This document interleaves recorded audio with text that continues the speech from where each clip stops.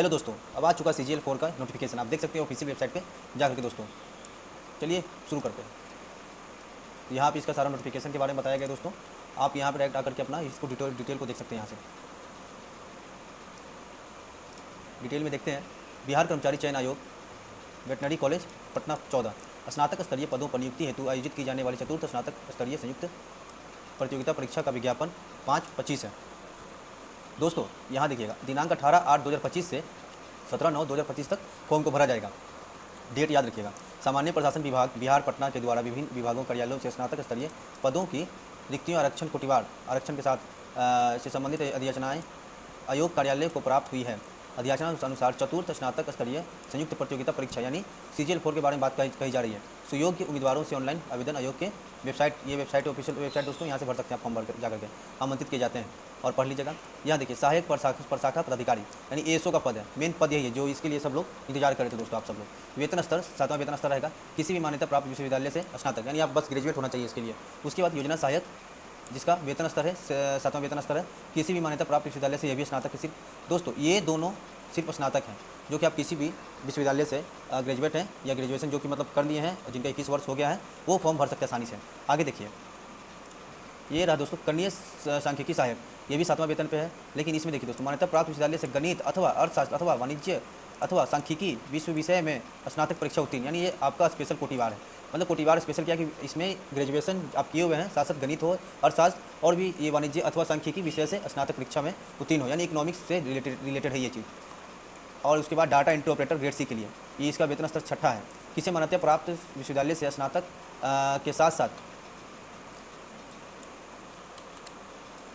किसी मान्यता प्राप्त विश्वविद्यालय से स्नातक के साथ साथ किसी मान्यता प्राप्त संस्थान से PG DCA अथवा BCA BSc IT या समक्ष, ये सब आप पढ़ लीजिएगा दोस्तों। कंप्यूटर साइंस इंजीनियरिंग के लिए ये सब है, आप इसको देख सकते हैं। जो भी IT वाले हैं उनके लिए है। आगे देखते हैं।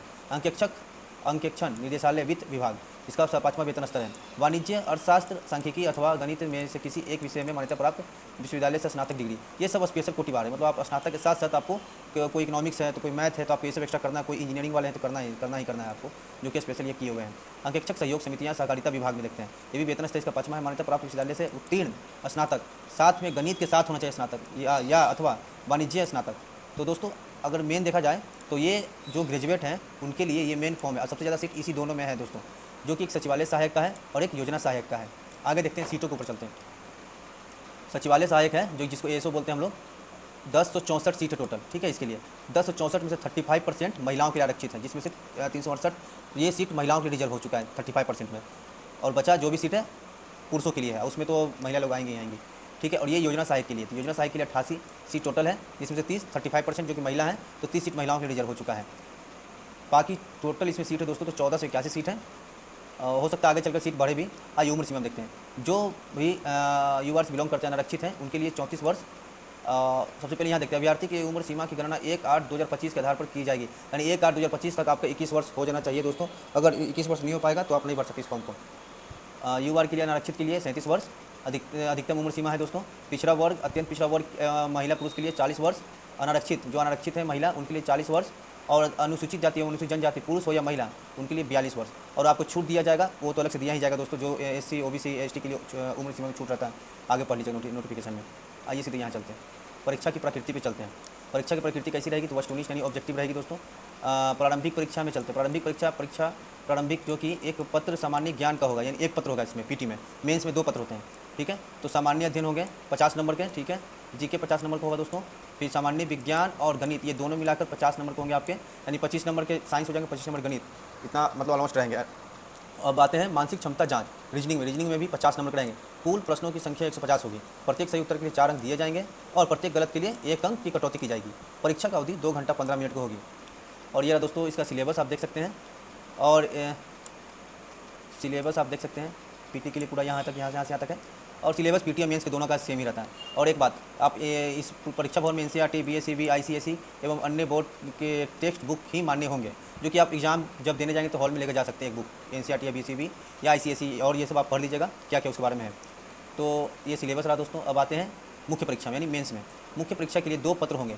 पीटी में एक ही पत्र थे, मुख्य परीक्षा में 2 पत्र, यानी क में हिंदी और ख में मुख्य पत्र, जिनमें निम्न विषय, ये तीनों विषय शामिल है। आइए सबसे पहले हिंदी के बारे में बात करते हैं। हिंदी जो कि अर्हक होगा, यानी कि जो परीक्षार्थी इसमें 30% या 30% से अधिक अंक लाएंगे, यानी 30% या 30% से अधिक लाएंगे, उन्हीं का दूसरा पत्र मूल्यांकन किया जाएगा, यानी दूसरा पत्र इनका चेक किया भी जाएगा।